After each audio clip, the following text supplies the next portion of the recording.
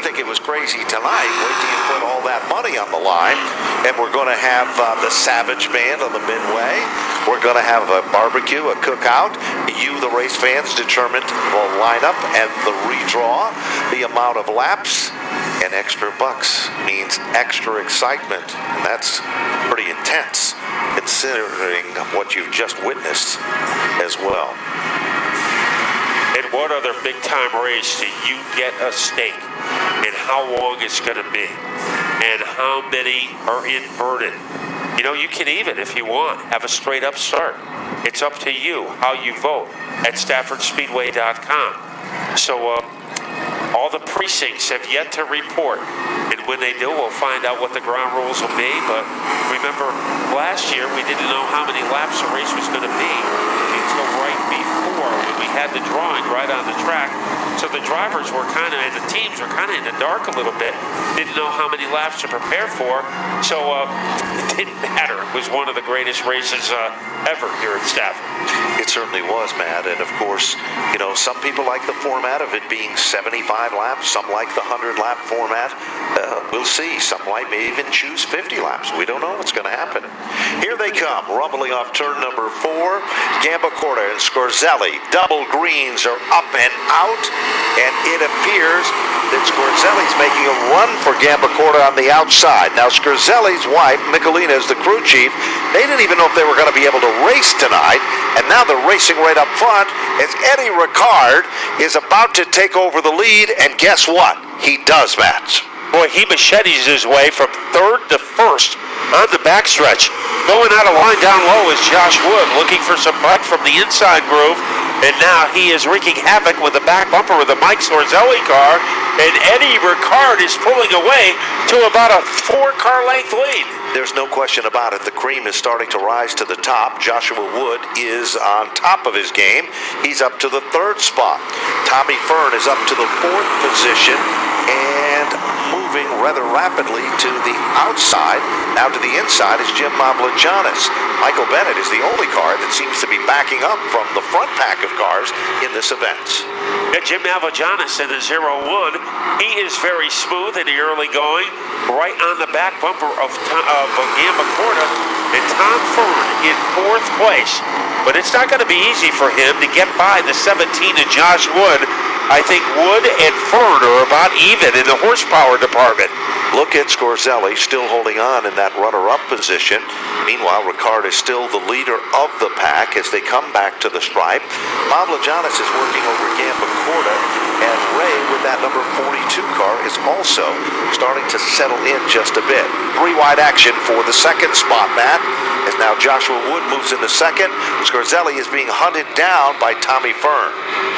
And Scorzelli has stayed in 2nd for as long as he could, but the 1-2 punch of Wood and Fearn was a little too powerful for him to deal with. So Ed Ricard, your surprise leader at the front of the field on lap number 5, but 2 big guns are trying to shoot him down, Josh Wood and Tom Fearn. No question, Tom Fearn looks for his 3rd victory in a row as he continues to settle in the 3rd position currently. A little further back, Butler now is starting to apply the pressure to Jim Mavlijanis. Back up front, Ricard got antsy, and that gave Joshua Wood the opportunity to take over the number 1 spot. And here is Fearn trying to make the identical move. So Ricard days in the top 2 look like they are numbered because Tommy Fearn is trying to boogie his way into the runner-up position. Certainly is trying to give it his all. And look at Butler still contending with Mavlijanis. Now Micheal Bennett has come to life now as he is now just out of the top 6. But here comes Fearn all over Joshua Wood. Remember, Micheal Bennett is very capable of coming from the rear of the pack to the front in a short period of time. It is an action-packed event at the front with 2 drivers who can fit inside a lobster claw, clawing away at each other. Josh Wood and Tommy Fearn. We told you that it looked like Fearn would have a difficult time getting by Josh Wood, and that appears to be the scenario. It certainly is. Best way to describe what's happening at the point. And now Fearn tried to get down low underneath Wood, It just didn't happen that time by. Butler still chases down Mavrogiannis. That's for the 5th spot. And here comes Tommy Fearn. Again, tries it low, doesn't work, pulls right back in the line. A little deeper in the field, we have Micheal Bennett once again after the Butler car number 4. Then we have a gap between the 16 of Bennett and Micheal Wray. Do or die time for Tom Fearn. Makes a bold move downstairs, and Tommy Fearn takes the lead on lap number 11. Tommy Fearn looks to secure the three-peat, moves in, takes over the lead. The Sarrett Ford machine is now the new leader of the pack. Meanwhile, Joshua Wood settles back into 2nd. Ricard still in the 3rd spot. Scorzelli still up to 4. Mavrogiannis has got 5. Butler for 6. And then it's Bennett for 7. Those 7 cars run nose to tail, contending for the top position here. But one of the trademarks of an experienced driver, don't foresee issue when you're in 2nd. Wait until you have an opportunity, and that's what Tommy Fearn did. Waited until Wood drifted a little high, and then he put the sledgehammer down on the number 17 car. Certainly did, and it is now starting to settle in just shy of the halfway marker. 13 laps up on the board in this 30-lap event, and it appears that things just settling in. Scorzelli's machine scuffed the wall in the back straightaway on the last circuit by, and now all of a sudden Butler is working over Mavrogiannis, and Micheal Bennett is still waiting in that pack of cars there. Now, you mentioned it before, Micheal Bennett has been what we call a closer in recent weeks, coming on very strong in the second half of the event. Speaking of strong, here's Butler. He'll now move into the 5th spot, and Micheal Bennett is up to the 6th position. His car is sideways and evil, coming off turn number 4, and Micheal Bennett goes around. As that car got a little panicky coming off the corner, so a stress test for the 16. He sits on the grass and the yellow comes out halfway through the race, as it looked like Micheal Bennett was going to follow the example of Tommy Fearn and get by Mavrogiannis, but the Micheal Bennett on pit road, also there is Connor Sullivan. Well, it just took the flat right rear out the car, and definitely a puncture on there. They're trying to get the new right rear on. They had a little trouble with the air wrench, but they got him back out, and he will be able to join the field for the restart. So AJ and company gets him back out, and Micheal Bennett will rejoin the field. And one thing is interesting, in this class, the car count is not as strong as some of the other divisions, and that makes it very, very difficult. But back up front, when we go back to green, Josh Wood tried it on the outside, but it's still Tommy Fearn, the leader. Oh, Mavrogiannis' car got evil. It dropped from the top 6. Something broke in the front suspension on the number 1 car as he tries to get it back down on pit road. So a struggle now for Mavrogiannis in the 0-1. And we've been told Mavrogiannis' left front went down on his race car. Back up front, Lanagan now coming to life, as Lanagan's in the top 7 and Micheal Bennett sets in the 8th position. But the leader still remains Fearn, looking for that 3rd victory in a row. And he is trying to pull away from Josh Wood, something that is not that easy to do. Ed Ricard, I think he might be the feel-good story of the race, Ben. Yep. He came out of a 1-year layoff, and it really didn't go well for him in the beginning of the season, but he and his team kept working. He had the lead for a while tonight, and right now he is in 3rd and has to hold off Micheal Scorzelli to maintain a podium perch. 3 wide behind Tommy Butler. On the inside is Micheal Bennett. In the middle is Lanagan. To the outside is Micheal Wray, and the winner of that 3-wide battle is Micheal Bennett. Micheal Bennett moves into the top 6. He's hunting down Butler. That's where he was before that tire went down on lap number 15. Still out in front. Fearn is still the leader. Wood Wood is still in second. Ricard in the third spot. And Scorzelli, another one of those feel-good stories, Matt. They weren't even sure they were going to be able to compete tonight, and they are now in the top 4 cars. Yeah, he didn't make a token appearance tonight. He had a pretty good race car, so you have to give that team a lot of credit.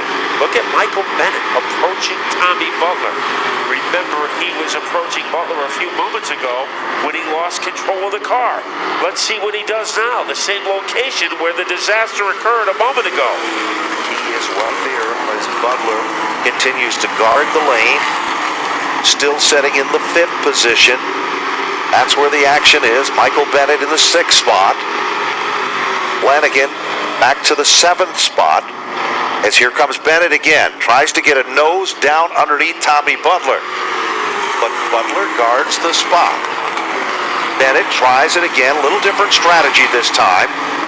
But now the inside lane opens up and Butler gets a little bit loose off the turn, and they're side-by-side match.